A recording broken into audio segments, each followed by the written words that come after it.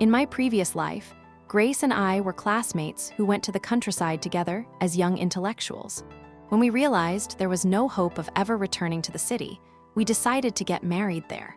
But at that time, there were only 2 marriageable men.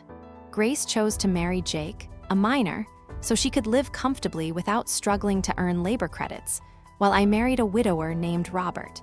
Unexpectedly, not long after, the mine was shut down. Jake lost his job, his temperament became unstable, and he eventually turned into a violent man who abused his family. Meanwhile, my husband turned out to be a soldier, and our marriage was incredibly happy. Out of jealousy, Grace invited me out and pushed me off a cliff. The pain was unimaginable. Bones shattered against jagged rocks. My spine cracked first, then my ribs collapsed inward like twigs under a boot. Blood filled my mouth, warm and metallic, as I gasped for air that wouldn't come.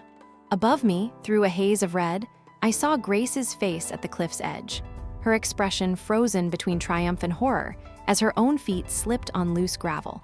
She hadn't meant to fall too, but she did. We died together at the bottom of that ravine, 2 broken bodies lying 50 feet apart, our blood seeping into the same cursed soil. Her last sound was a scream. Mine was silence, then darkness, then light. I sat up in bed, gasping, my hands flying to my chest.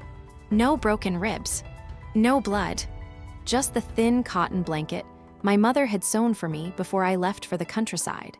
Sunlight streamed through the paper window of my dormitory room, the same cramped space I'd shared with Grace for years. The pain from the fall that had shattered my body was gone, but the memory remained. Every bruise, every betrayal, every moment of that 40-year life I had lived and lost. I pressed my palm against my mouth to stifle the sound that tried to escape.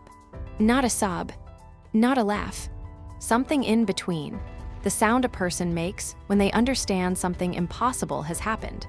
The calendar on the wall reads spring, 1969. I had returned to the exact day the matchmaker first came to arrange our marriages. "You're awake." Grace stood in the doorway, still in her night clothes, rubbing sleep from her eyes. "The matchmaker said she'd be here by 9. You don't want to look like you just crawled out of a grave." My heart stopped.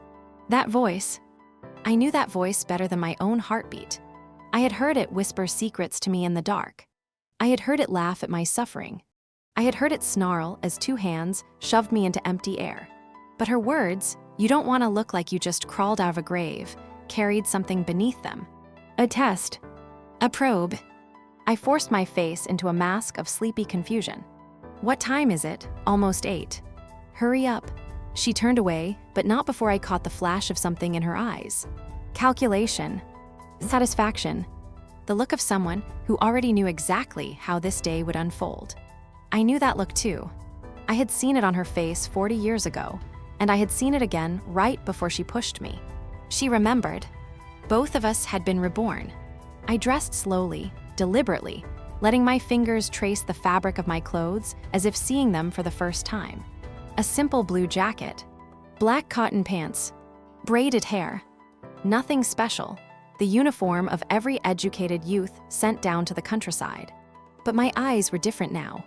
In my first life, I had looked at the world with hope, with naivety, with the unshakable belief that hard work and a good heart would lead to happiness. Now my eyes held 40 years of betrayal. I walked to the wash basin and studied the girl in the mirror. Round cheeks, bright eyes, soft hands that hadn't yet been calloused by decades of washing clothes in frozen rivers and scrubbing floors for ungrateful stepchildren. She didn't know yet that she would marry a widower who would treat her like a servant, raise 3 children who would abandon her the moment she fell ill, and die at the hands of her best friend before she could take her revenge. But I knew. Everything was about to begin again. The matchmaker, the 2 men, the choice that would determine everything. And this time, I would choose differently. Widow Liu arrived at exactly 9 o'clock, just as I remembered. She was a plump woman with a mole on her chin and a voice like a rusty gate. In my previous life, I had thought she looked kind.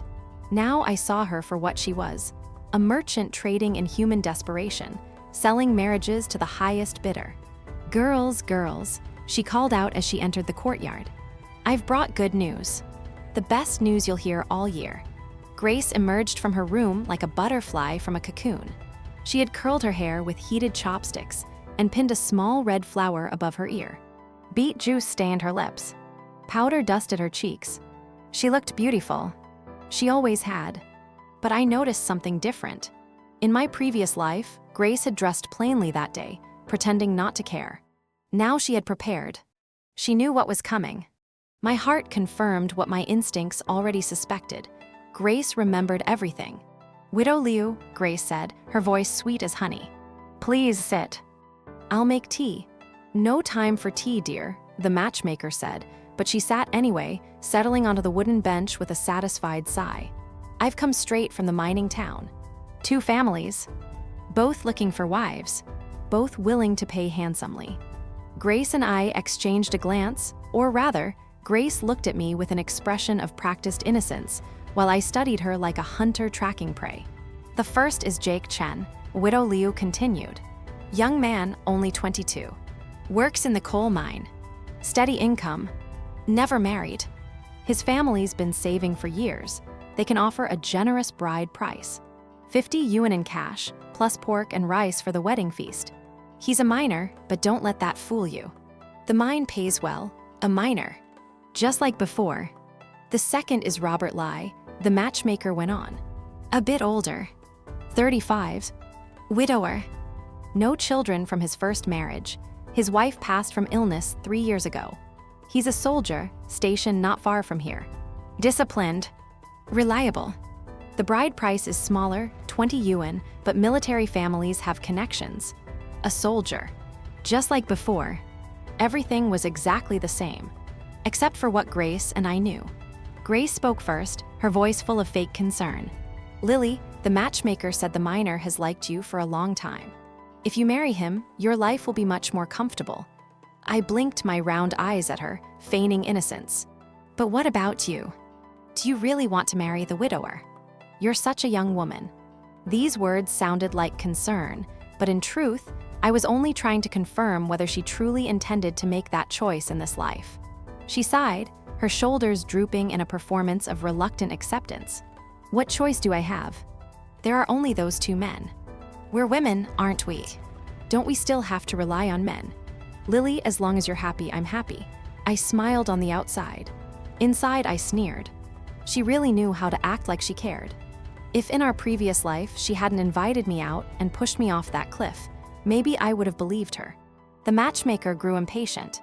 "So have you 2 decided?" Grace answered immediately. "We have. Lily will marry the miner, and I'll take the widower." Her eyes could not hide their smugness. I lowered my gaze, thinking to myself, she really believes marrying that man will bring her happiness. His situation is nowhere near as simple as the matchmaker claims. In my previous life, Grace had chosen the miner first, leaving the widower to me. Her comfortable life didn't last long. Soon the mine shut down, and Jake completely collapsed. He was drunk every day, and whenever he was drunk, he would beat her mercilessly, making her life worse than death. The man I married, however, turned out to be a soldier who always loved and protected me, or so I thought at first. The truth was far more complicated. Robert Lai was a soldier, yes, but he was also a man tied to his mother's apron strings. A man who had beaten his first wife to death. A man whose 3 children would grow up to abandon the woman who raised them. In my previous life, I had suffered in ways Grace never knew. She only saw the surface, the military housing, the steady income, the appearance of respectability. She didn't see the nights I cried myself to sleep. She didn't see the bruises I hid under long sleeves. She didn't see the way Robert's mother sneered at me every morning, calling me useless because I hadn't given her a grandchild of my own blood. But Grace didn't know any of that. In her memory, I had lived a fairy tale while she suffered in hell. That was why she pushed me. Now, watching her make a different choice from before, I let out a cold laugh in my heart. All the suffering I'd endured in my past life. Let's see whether she can withstand it this time. That day, Grace and I were both married off. Jake's family brought a cart piled high with gifts, pork belly, salted fish, rice, and bolts of red fabric. The bride price was exactly 50 yuan, paid in brand new banknotes that crackled when Widow Liu counted them. My wedding dress was new, bright red silk that rustled when I walked. Grace's wedding was simple by comparison. Widow Liu had barely negotiated for her. A soldier's widow bride price was fixed at 20 yuan, no bargaining allowed. She wore a faded blue outfit, the same clothes she'd worn for years, with a single red flower pinned to her chest to mark her as a bride. I stood at my window, watching Grace's husband arrive. Robert Lai was tall, broad-shouldered, with the straight posture of a military man. He looked kind. He looked reliable. He looked exactly as I remembered from my first wedding day. But I knew what hid beneath that handsome face. His first wife hadn't died of illness. I had learned that in my previous life, years too late. She had died of a broken skull after he threw her against the wall. The village doctor had recorded it as accidental fall. The military had looked the other way. They always did. "Lily," Jake's voice came from behind me, soft and hesitant. "Are you ready?" I turned to face my husband. He was nothing special to look at. Average height, average build, with soot-stained hands and a face tan dark from working underground. But his eyes were kind. His smile was genuine. And unlike Robert Lai, he had never hurt anyone in his life. In my previous life, I had believed the rumors about him.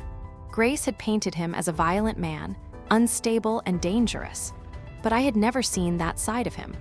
I had only seen a hardworking miner who loved his wife and tried his best to provide. Had Grace lied about him? Or had she driven him to violence with her selfishness and cruelty? I would find out. "I'm ready," I said, and I meant it. Before leaving, I stopped by Grace's room. She was sitting on her bed, staring at her reflection in a small hand mirror, practicing the expression she would wear for her new husband. She looked up when I entered, and for a moment, something flickered across her face. Guilt? Doubt? I couldn't tell. It vanished too quickly. "Lily," she said, "I don't believe in fate. I've always believed that in this life, I'm destined to be wealthy and live in comfort." I smiled at her.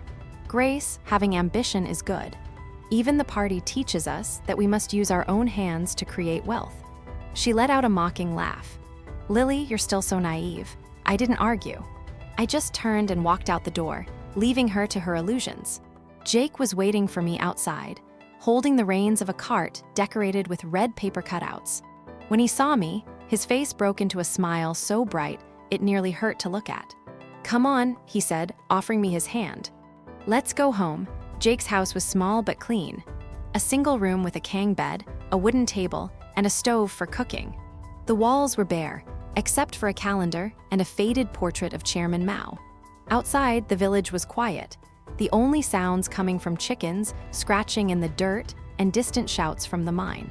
It was nothing like the military housing I had lived in during my previous life. No separate rooms, no running water, no electricity except for a single bare bulb hanging from the ceiling. But it was clean, it was warm, and it was mine. Jake hovered awkwardly by the door, wringing his hands. "I know it's not much," he said, "but I've been saving. I'll make it better for you. I promise." I looked around the room and saw what Grace had seen 40 years ago, a poor miner's shack, not worth her time. But I saw something else too. I saw a man who had lived alone for years, eating cold rice and sleeping on an empty bed, waiting for someone to share his life. "Help me unpack," I said, and his face lit up. "Please like and subscribe if you're enjoying this. Let's continue." The next morning, I woke to the smell of congee cooking. I sat up, disoriented for a moment. The kang was warm beneath me. The ceiling was low and wooden.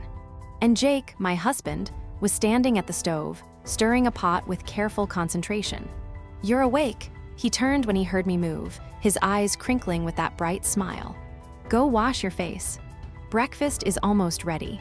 I felt a little embarrassed. In those days, the mindset was still very traditional. People believed women should stay home, give birth, take care of the family, wash clothes, cook meals, and that as long as their husbands didn't cheat, they were considered good men. In my previous life, Robert's mother had drilled those ideas into me constantly. Even the neighbors said that marrying a soldier was the greatest blessing a woman could have. It wasn't until later, when I moved to the city and the winds of reform swept through society, that I saw women stepping into the world to build careers while men stayed home to do housework. Only then did my understanding begin to change. But at the dining table, Jake actually looked a bit embarrassed. He kept picking food and placing it in my bowl, murmuring, "Eat more. You're too thin. If you want to come help me at the mine, you can," he said. "If you don't want to, just tell me. I can help you find another job." Seeing how honest and simple he was, I couldn't resist teasing him. "Then what if I just want to stay home and sleep?" He froze, clearly not expecting me to say something like that. For a moment, I thought he'd give some serious reply, "You can't stay home forever." But instead, he just gave me a gentle smile. "A wife is someone to cherish," he said. "Whatever you want to do is fine. It's just, the matchmaker said you were very hardworking. I was worried you might get bored staying home all the time." I burst out laughing. "I'm not staying home. I'll find something to do myself." He smiled too, his eyes curving like crescent moons. After breakfast, Jake took my hand and led me to the corner of the room where several large trunks were stacked. He opened the bottom one and took out a red cloth bundle. Layer after layer, he unwrapped it, revealing stacks of banknotes inside. The denominations weren't large, mostly 1 yuan and 5 yuan notes, but they were arranged neatly and carefully, tied with string into bundles. I froze. I never expected Jake to have so much money. "This is all the money I've saved," he said, scratching his head in embarrassment. "I was supposed to give this to you last night, but giving it today isn't too late. I'm giving it all to you to manage." Even though I had lived 2 lifetimes, I was still deeply moved. This was the trust he placed in me, something I had never once received in my previous life. In Robert's household, every cent had been accounted for. His mother kept the money, doling out small amounts for household expenses and watching every purchase like a hawk. I accepted the money and told him seriously, "Don't worry. I'll manage it carefully. I won't waste a single cent." Before I even finished speaking, Jake burst into laughter. "What do you think men earn money for? Isn't it for their wives to spend? I saved all this because I didn't have a wife before. Now that you're married to me, just spend freely. I work in a mine. What would I even spend money on?" Hearing his words, I made a silent vow. In this life, I would never let him fall into ruin with no way out. A few days later, Jake took me to the market fair. It was a rare day off from the mine, and he had been planning this trip for weeks. He wanted to buy me new clothes, he said. New shoes. Whatever I wanted. The market was crowded with farmers and miners and their families, all jostling for position at the stalls selling vegetables, cloth, and household goods. Jake held my hand firmly, guiding me through the chaos. "Stay close," he said. "It's easy to get lost." I smiled and squeezed his hand back. And then I saw her. Grace stood by a vegetable stall, her face tired and worn. Behind her trailed 3 children, 2 boys and a girl, all of them whining and grabbing at her clothes.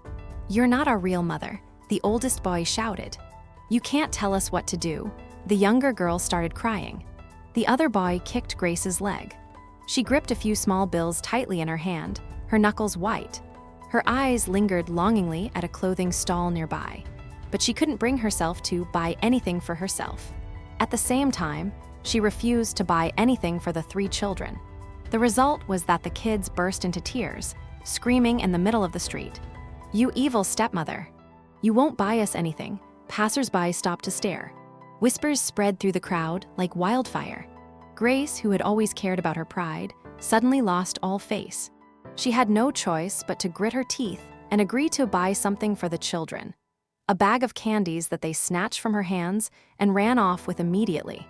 I watched the scene unfold, feeling like I was witnessing a completely different world. In my previous life, after marrying Robert, I had learned that despite him being a soldier, remarrying was not easy at all. That was because he had 3 young children. Their grandmother was afraid that if the new daughter-in-law gave birth, her son would become a stepfather. So she set a rule. The woman entering their family was not allowed to have children of her own. I was married into that family without knowing about their bizarre family rules. Only after the wedding did they shamelessly lay out their conditions right in front of me. In my previous life, not only did I never have a child of my own, but I devoted myself wholeheartedly to raising Robert's 3 children. I taught them, guided them, and helped them get into college. But they were just like their father, ungrateful to the core. At their college celebration banquet, they publicly announced, "A stepmother like you doesn't deserve to stand on stage. We only thank our real mother for giving us birth." Their ingratitude didn't stop there. When I grew old and fell seriously ill, I could have survived with timely treatment. But what did they do? One after another, they came forward accusing me of how harsh I had been to them, saying I wasn't worthy of being their mother, saying I should just die on my own. In that moment, my heart froze to ice. "Lily, what are you looking at?" Jake's voice pulled me back to reality. I lowered my head, smoothing my hair. "Nothing. Just watching the crowd. Let's go home." But when I lifted my head again, I caught Grace's gaze through the sea of people. She was staring straight at me. Jake went off to buy some things and told me to wait in place.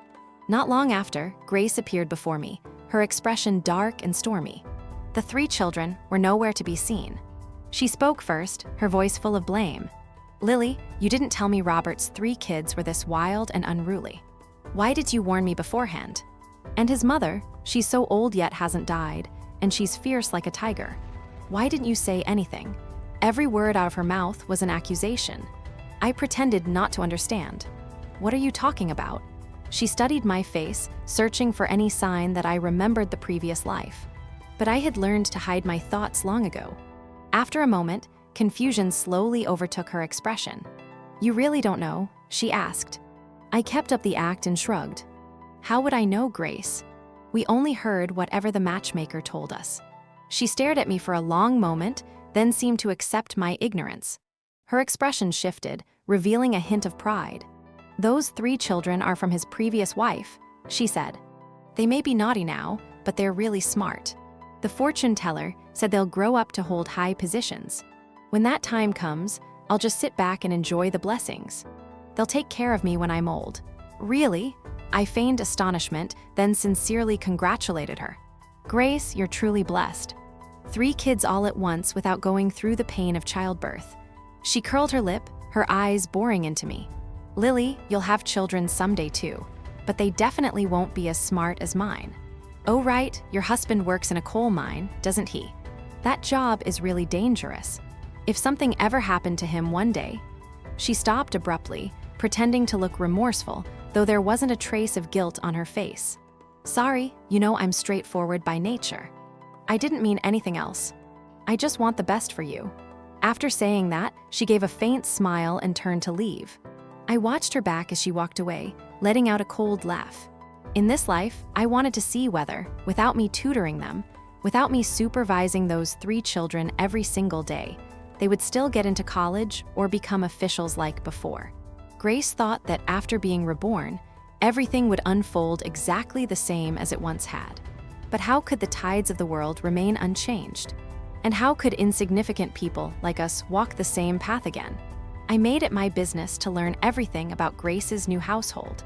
The information came easily enough. Gossip traveled faster than water in a village like ours, and I had become an expert at listening without seeming to listen. Robert's mother, old Madame Lai, was a terror. She woke Grace at 4 every morning to start the fire and prepare breakfast. She inspected every inch of the house with a white glove, literally a white glove, and made Grace rewash anything that didn't meet her standards. The 3 children ran wild. They threw mud at Grace when she hung laundry. They hit our shoes. They called her stepmonster to her face and laughed when she cried. And Robert, when he was home, he seemed kind enough, but he was away more often than not, stationed at the military base 40 miles away. When he returned, he brought gifts for his mother and his children and nothing for his wife. Old Madame Lai kept all the wages. All of them. Grace never saw a single cent. "This is how it's always been," the old woman said when Grace complained. Robert's first wife understood. "You'll understand too in time." Grace did not understand. She was not the kind of woman who submitted quietly. 1 month later, everything changed. Robert had been temporarily assigned elsewhere for a month-long training exercise. Before he left, he handed his wages to his mother as always. But Grace had other plans. She began crying to the neighbors, loud, theatrical sobs that carried across the entire village. His mother keeps all the money, she wailed. The children are skin and bones. Look at them. They're starving. This was a lie. The children were perfectly healthy. But the neighbors didn't know that. All they saw was a young bride in tears and an old woman clutching a purse.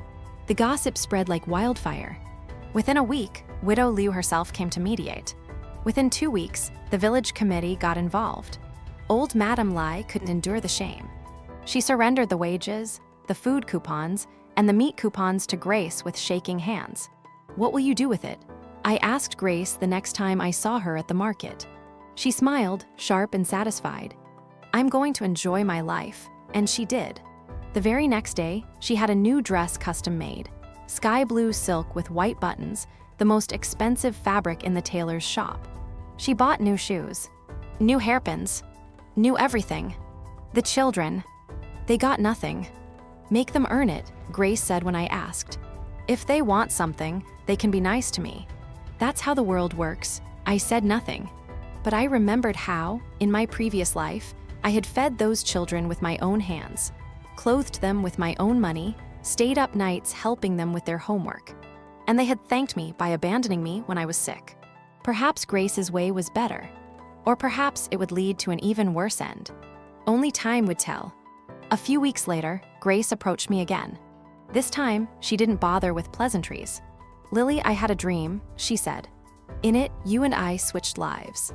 She went on, describing her dream in detail, how she had married the miner and I had married the soldier, how her life had been miserable while mine had been happy, how the miner had become violent and the soldier had been kind. But her story conveniently stopped at the part where Robert's 3 children graduated from college and became officials. She didn't mention at all how she pushed me off a cliff. "Lily, the dream felt so real that I decided to choose Robert," she said. "You're not mad at me, are you?" I lifted my eyes from my book and smiled. "It was just a dream, Grace. You've always been the type to dream big anyway. In your dream, it sounds like I lived a good life. But as you said, it was only a dream." Grace's lips curled into a mocking smirk. "But now so many details are matching up perfectly. Lily, if I hadn't married Robert, I might have believed you were actually living a happy, perfect life. But turns out there's nothing special about it at all. Look at me, I've already tamed that old woman until she's obedient, and those 3 kids have to butter me up before they get anything. They don't even dare talk back to me. Living the way you did, isn't that just pathetic?" I looked at her calmly. "Grace, if everything is really as you say, then in this life, you'll surely live in wealth and glory." She lifted her chin and nodded proudly. "Of course." Then her gaze swept over the book in my hands. In an instant, her voice shot up sharp enough to pierce an eardrum. "Lily, you're reading. You want to take the college exam. You remember the previous life too, don't you?" Even after she had supposedly obtained the life she wanted, she was still obsessed with every little thing I did. I slowly closed the book and looked at her. "Grace, these are things you can only say to me. If anyone else heard you, they'd think you'd lost your mind. Didn't you already get the life you wanted? So why do you still care about me so much?" Grace stared at me intensely. Our eyes locked, neither of us willing to yield. After a long moment, she suddenly laughed. "Lily, I don't care whether you remember the previous life or not. But there's one thing I'm absolutely sure of." She leaned down and whispered into my ear, her voice full of smug triumph. "In this life, I'm definitely going to live better than you. Whatever blessings you didn't get to enjoy before, I'll enjoy them for you. You don't think I'm going to just abandon those 3 kids, do you? Relax. I'll manage them strictly. As long as I'm here, they can still get into college just like before." Like a victor staking her claim, she lifted her head high and walked away. I reopened my book and continued reading. Those 3 little wolves. No, that entire pack of white-eyed wolves. Did she really think they would let her enjoy any good fortune? I had been studying at night, by lamplight, for months. Jake never complained about the extra lamp oil. He never asked why I was reading textbooks from 10 years ago. He just watched me with quiet pride, occasionally bringing me tea or a blanket when the nights grew cold. "The college entrance exam will come back," I told him one night. "I don't know when, but it will. And when it does, I want to be ready." He nodded slowly, thinking. "Then I'll support you." I almost cried. In my previous life, I had never had anyone's support. Robert's family had mocked my ambitions. What does a woman need with education? His mother had sneered. Your job is to raise children and keep house. I had raised their children. I had kept their house. And they had abandoned me when I was no longer useful. But Jake was different. Jake believed in me. Do you think people will talk? He asked hesitantly. A married woman studying for exams. I laughed. Let them talk. I've survived worse than gossip. In 1977, the college entrance exam was officially reinstated. Jake heard the news at the mine and ran all the way home, his face glowing, his smile bright as a flower. Lily, you were right. The college exam really is coming back. You've been preparing so long, you'll definitely pass. I smiled calmly at him, but inside I was trembling with emotion. In this life, my dream was finally about to come true. I no longer placed my hopes on anyone else. I relied on myself. On the day of the exam, I walked to the testing center with Jake by my side. The questions weren't much different from my previous life. I had prepared thoroughly, and with my memories from before, everything felt surprisingly easy. But as soon as word spread that I was taking the exam, the entire village began gossiping. A girl studying for what? All these years, and she still hasn't given Jake a child. Does she not want to live a peaceful life with him? Poor Jake. He treats her so well, gives her everything good, and now she's about to leave him. The rumors grew more and more outrageous. Every time I stepped outside, cold, disapproving eyes surrounded me as if I had committed some unforgivable crime. But a sense of unease grew inside me. My right eyelid twitched, nonstop, making me restless. I waited at home until late evening, but Jake still hadn't returned from the mine. Anxiety crawled up my spine. I replayed everything in my memory, the timing, the date, the accident. And then I glanced at the calendar on the wall. My face drained of color. In my previous life, the mine explosion had happened on this exact date. Jake had been injured. His legs had been crushed. Grace had refused to pay for his treatment, and he had walked with a limp for the rest of his life. But that had been in the other timeline, when Grace married him. I had assumed, foolishly, that changing the marriage would change the explosion. I had been wrong. Lily, a group of miners came running toward my house, their faces black with coal dust and white with panic. Lily, Jake's in trouble. There's been an explosion in the mine. A deafening blast seemed to go off inside my mind. How could this still happen? I thought that in this life things would be different. I sprinted toward the coal mine, my legs carrying me faster than I thought possible. When I arrived, I saw Jake lying on a stretcher, his legs soaked in blood, his face so pale it was almost gray. Hurry, I screamed. Get him to the hospital. I grabbed his hand, my voice trembling. Jake, don't be scared. We have money. We can treat this. But he held my hand tightly and shook his head with all his strength. That money is for you to go to school. Shut up, I cried. You can't use that money if you're dead. The workers around us protested. Jake, at a time like this, you're still thinking about her education. She's already that old. Why go to college now? Aren't you afraid she'll leave you? I clenched my teeth, forcing myself to stay calm. All of you be quiet. Help me get him to the hospital. Jake's legs could be saved. The doctor said so after 4 hours of surgery. The bones were fractured, but not shattered.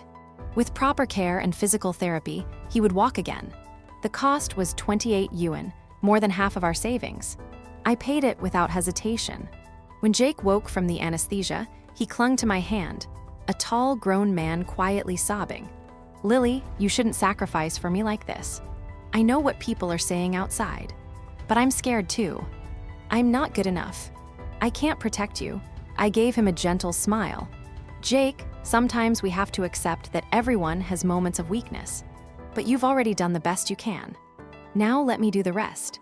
The day Jake was discharged from the hospital, my college acceptance letter arrived. I had gotten into Beijing University, one of the top schools in the country. Tears welled in my eyes as I held the letter, my hands shaking.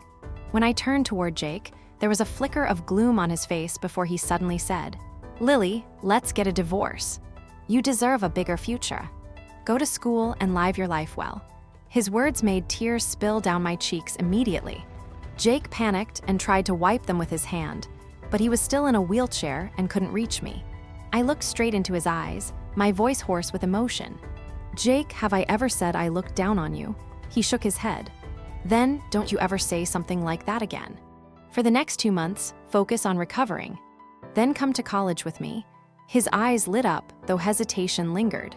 "Lily, aren't you afraid people will look down on you?" I let out a cold huff. "Respect is something you fight for yourself. I'm already past 20, and I still got into college. Once we're sitting in the same classroom, we'll be equal, just like everyone else." I looked at him seriously. "Jake, a person can't live without a conscience." He turned his wheelchair around, his back facing me, and quietly wiped away tears. In September, I took Jake with me as we left the countryside and headed to Beijing for college. The journey took 2 days by train. Hard seats, crowded aisles, the smell of steamed buns and sweat. Jake's legs still weren't fully healed, but he could walk short distances with a cane. He refused to let me push his wheelchair, insisting he wasn't an invalid. "You're not an invalid," I agreed. "You're my husband. And husbands take care of their wives, just like wives take care of their husbands." He smiled at that. A real smile, not the forced one he'd been wearing for weeks. On the way, we passed through the village where Grace lived. I hadn't seen her since the market, but I had heard rumors. Her household was in chaos. Robert's mother had returned from visiting relatives and immediately clashed with Grace over control of the wages. The children had taken their grandmother's side, and the village was full of stories about screaming matches that lasted late into the night. As our cart passed the Lai household, I looked through the gate. Grace stood in the courtyard, surrounded by Robert's 3 children. They were all shouting at her, accusing her of stealing from the household, of mistreating them, of being a gold digger who had married their father for his military connections. "You're not our real mother," the oldest boy yelled. "Why do you get to boss us around?"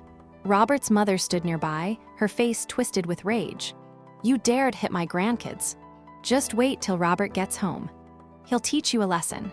Grace glared at the old woman, her voice dripping with venom. "You nasty old hag. You just want to ruin my happiness with Robert, don't you? If it weren't for me, do you think anyone would have married your useless son? I've been tormented until I'm barely human anymore. If you dare stop me from disciplining these kids, I'll fight you to the death." Just as she finished yelling, her eyes landed on me. She ran to the gate, her gaze shifting between me, Jake, and our luggage. "Lily, you actually got into college?" I replied calmly, "Yes." Her eyes darted quickly, and then she suddenly gave a cold laugh, glancing at Jake. "Are you still a man? How can you let your wife go to college? Aren't you afraid she'll dump you later? You're just a cripple. What can you possibly do?" I frowned, but before I could say anything, Jake shot back firmly. "My legs are almost healed. I'm not crippled. And besides, Lily is not the kind of person you're talking about. If you're so free, how about minding your own business instead of ours?" "What?" Grace's voice shrilled sharply. "She healed your legs." Jake looked at me with deep affection. "If Lily doesn't take care of me, who will?" All summer long, I had helped him practice walking little by little. Sweat drenched the back of my shirt, yet not once did the thought of giving up cross my mind. That summer was also when he and I truly connected, our hearts growing closer. But we didn't have time to waste. I quietly helped Jake into the cart and left Grace with only one sentence. "Everyone has the right to pursue happiness, but the essential condition is doing it with your own strength, not sitting around waiting for good fortune to fall from the sky." After graduating from college, I became a teacher. Jake followed me to Beijing, found work at a stay-toned factory, and walked without a cane by the time our daughter was born. He adored that little girl, stayed up with her when she cried, changed her diapers without complaint, read her stories every night before bed. "Girls are wonderful," he always said, bouncing her on his knee. "She's just like her mother. She's definitely going to college someday." Occasionally, I still heard news from the Lai household. In this life, without me tutoring them, Robert Lai's 3 children didn't even make it into vocational school, let alone university. All 3 ended up working in factories, bitter and resentful toward Grace for spending their father's wages on herself instead of their education. When Grace realized that none of them would ever help her rise in life, she finally decided to divorce. But how could Robert possibly agree? The two of them fought constantly, their arguments escalating into violent clashes. Rumor had it that during one of their fights, Robert's mother stepped in to defend her son, but was accidentally pushed down the stairs. She died 3 days later. One life lost, wedged between the two of them. In this life, none of them were destined to live peacefully again. I stood at my window in Beijing, looking out at the city skyline. 40 years had passed since that day at the cliff. 40 years since I had died and been reborn. Behind me, my husband snored softly in bed. My daughter's textbooks were spread across the dining table. My acceptance letter, yellowed with age now, still hung on the wall in a simple wooden frame. Truly, Dog Eat Dog is the most entertaining scene to watch. But some scenes are better left in the past. Jake and I had built a small, happy family. Time had proved that he was a good man. And in this life, I had firmly held my happiness in my own hands. No cliff, no betrayal, no revenge, just peace. And that was more than I had ever dared to hope for. If you've enjoyed walking this journey of revenge and rebirth with **RED, Reborn English Drama **, don't forget to like, comment, and subscribe ** to support the channel. Your support is the biggest motivation for me to keep creating and bringing more powerful stories to life. Every comment means a lot and helps the channel grow stronger each day. Thank you for listening, and I can't wait to see you in the next story.